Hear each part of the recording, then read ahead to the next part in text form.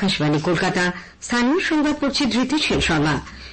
বিশেষ খবর হল, উত্তর দিনাজপুরের চোপড়ায় বিবাহ বহির্ভূত সম্পর্কের জেরে দুই তরুণীকে সালিশি সভায় মারধরের ঘটনাকে সমর্থন করে স্থানীয় তৃণমূল কংগ্রেস বিধায়ক হামিদুর রহমানের মন্তব্যের জন্য দল তাকে শোকজ করেছে। ডাবগ্রাম ফুলবাড়ির তৃণমূল কংগ্রেসের সাংগঠনিক ব্লক সভাপতি দেবাশিস প্রামাণিককে দল থেকে বহিষ্কার করা হয়েছে। রাজ্যে গণপ্রহারের একের পর এক ঘটনার প্রেক্ষিতে সমস্ত জেলা প্রশাসনকে নজরদারি আরও বাড়ানোর এবং দোষীদের বিরুদ্ধে আইনানুগ পদক্ষেপের নির্দেশ দিয়েছে রাজ্য সরকার। কলকাতা হাইকোর্ট প্রাথমিক নিয়োগ দুর্নীতি মামলায় সিবিআইকে ওএমআর শিটের তথ্য জমা দেওয়ার নির্দেশ দিয়েছে। নিম্নচাপ ও ঘূর্ণাবর্তের প্রভাবে রাজ্যে প্রায় সর্বত্রই বৃষ্টি হচ্ছে। উত্তরবঙ্গে ভারী বৃষ্টির পূর্বাভাস। কলকাতা প্রিমিয়ার লিগ ফুটবলে মোহনবাগান সুপার জায়ান্ট ও ভবানীপুর ক্লাবের মধ্যে খেলাটি অমীমাংসিতভাবে শেষ হয়েছে। আসছে বিস্তারিত খবরে। উত্তর দিনাজপুরের চোপড়ায় বিবাহ বহির্ভূত সম্পর্কের জেরে দুই তরুণীকে সালিশি সভায় মারধরের ঘটনাকে সমর্থন করে স্থানীয় তৃণমূল কংগ্রেস বিধায়ক হামিদুর রহমানের মন্তব্যের জন্য দল তাকে শোকজ করেছে।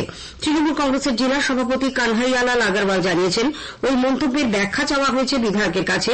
7 দিনের মধ্যে তাকে জবাব দিতে বলা হয়েছে। উল্লেখ্য, গত রবিবার ভাইরাল হওয়া এক ভিডিওতে দেখা যায় বিধায়কের ঘনিষ্ঠ তৃণমূল কংগ্রেস নেতা তাজিমুল ইসলাম ওরফে জেসিবি ওই তরুণীকে বেধড়ক মারধর করছে। এই নিয়ে শুরু হয়েছে তোলপাড়।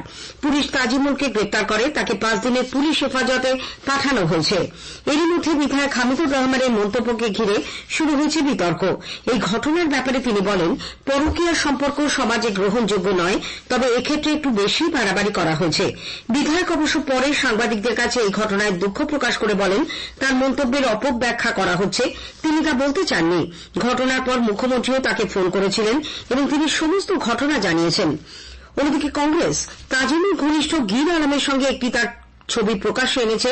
ওই ছবিতে আলমের হাতে বন্দুক দেখা যাচ্ছে।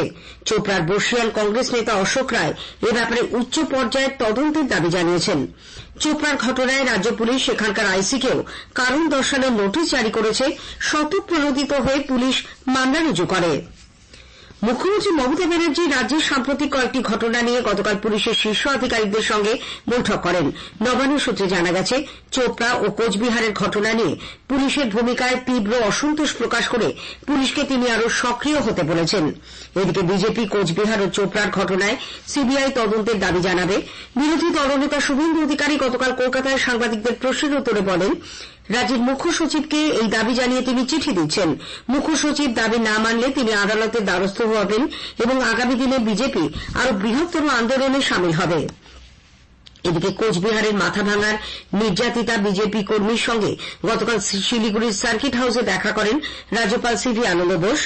দিল্লি থেকে বাগডোগরা পৌঁছে তিনি সরাসরি সার্কিট হাউসে যান। পরে সাংবাদিকদের তিনি বলেন, রাজ্যপাল হিসেবে নয়, বিপন্ন দরিদ্র মানুষের পাশে বন্ধু হিসেবে দাঁড়াতেই তিনি এসেছেন। কোচবিহারের নির্যাতিতাও জানিয়েছেন, রাজ্যপাল তাকে সব রকমের সহযোগিতার আশ্বাস দিয়েছেন। ডাবগ্রাম ফুলবাড়ির তৃণমূল কংগ্রেসের সাংগঠনিক ব্লক সভাপতি দেবাশিস প্রামাণিককে দল থেকে বহিষ্কার করা হয়েছে।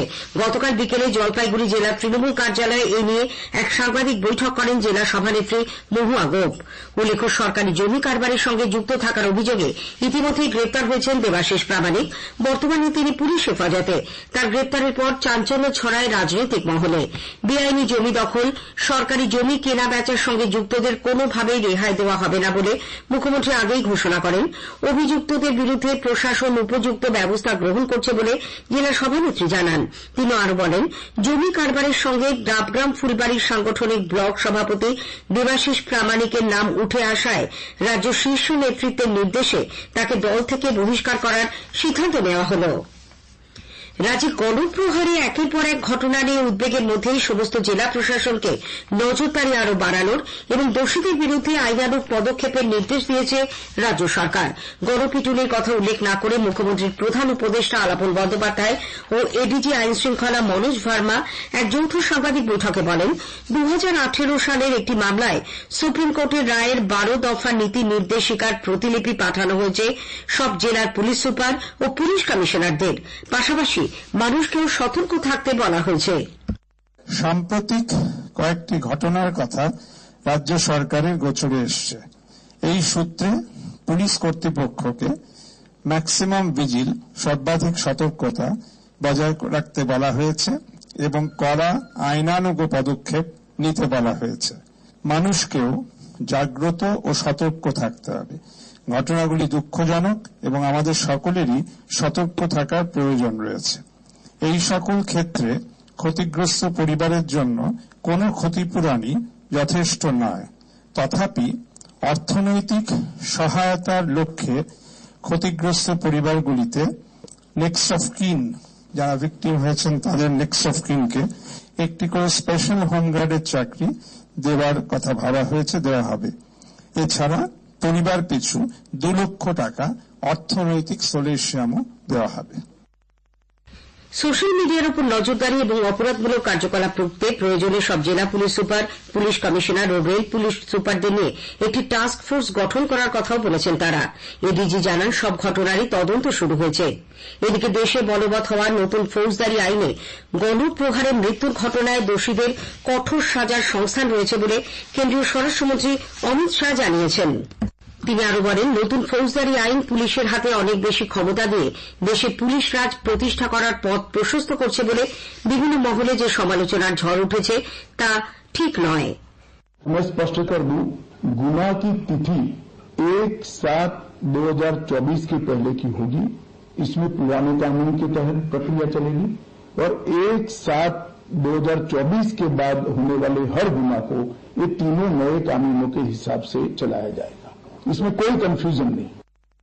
সাইবার আইন বিশেষজ্ঞ পশ্চিমবঙ্গ সরকারের কৌশলী বিভাস চট্টোপাধ্যায় মনে করেন, পুলিশের হাতে নিরঙ্কুশ ক্ষমতা দেওয়া হয়নি। প্রথমত বলি যে পুলিশের উপর যে পাওয়ার দেওয়া হয়েছে সেখানে পুলিশের উপর কিছু কমপ্লায়েন্সও দেওয়া হয়েছে।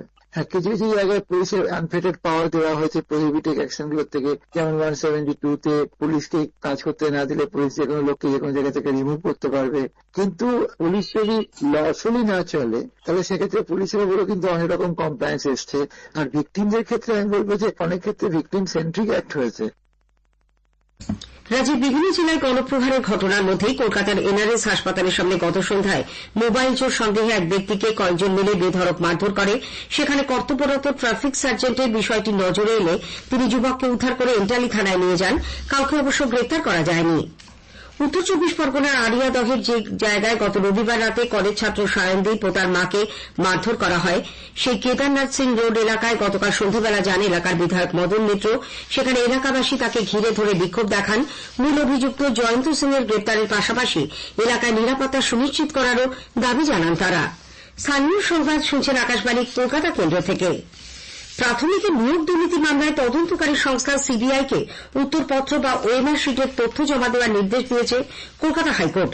বিচারপতি রাজশেখর মান্থা গতকাল নির্দেশ দেন, ওএমআর শিট স্ক্যান করে কোথায় কোন হার্ড ডিস্কে রাখা হয়েছিল শুক্রবারের মধ্যে তা সিবিআইকে জানাতে হবে। বিচারপতি পর্যবেক্ষণ, ওএমআর শিট স্ক্যান করা হলে সব হার্ড ডিস্কে থাকবে, সেই ডিস্ক নষ্ট করে দেওয়া হলে তারও তদন্ত করা হবে। উল্লেখ্য, সিবিআই গতকাল হাইকোর্টে ওএমআর শিট নিয়ে রিপোর্ট জমা দেয়।